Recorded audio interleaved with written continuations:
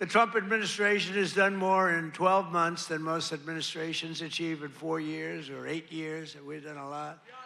I've recently introduced my plan to repair the damage of the Unaffordable Care Act, the worst disaster, which now costs many families more than a mortgage. If you look, a number came out, it's a bigger cost than a mortgage, and it's bad health care.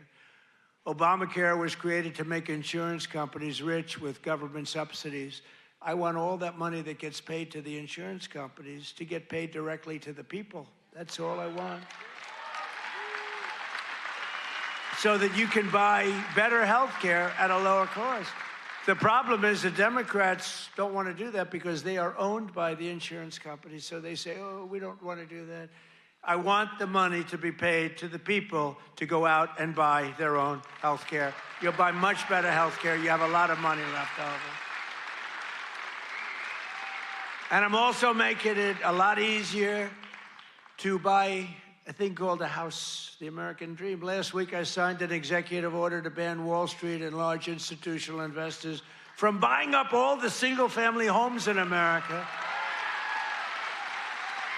Because we don't want America to become a nation of renters, and that's what they forced happen. I mean, you have these companies, they own 5,000 houses, 20,000. One has hundreds of thousands of houses.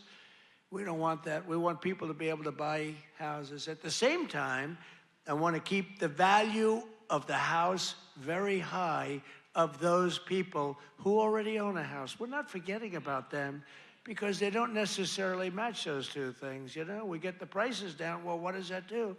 Very important to me, more important to me, is, you know, people have become rich by owning their home. We're going to keep them nice and rich. Is that okay? You know, nobody...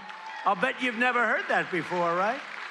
But people own a home, and for the first time, their home, it's a certain, we're not going to bring that price down. I want to say, let them be rich.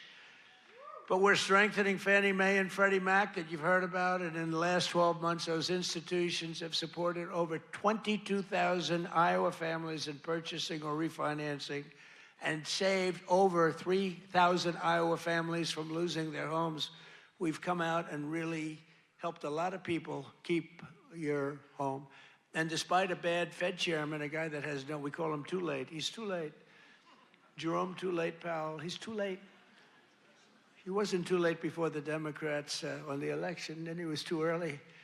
But he wants to keep rates as high as possible. Despite that, we've driven rates down. You know, when you're really good, you can get them down despite everything, because ultimately, it just sort of follows nature. Mortgage interest rates are now at the lowest level in 3 years, and new mortgage applications are up 30%. By the way, when we have a great Fed chairman, I think we're going to have one, I'll announce it pretty soon, you'll see rates come down a lot.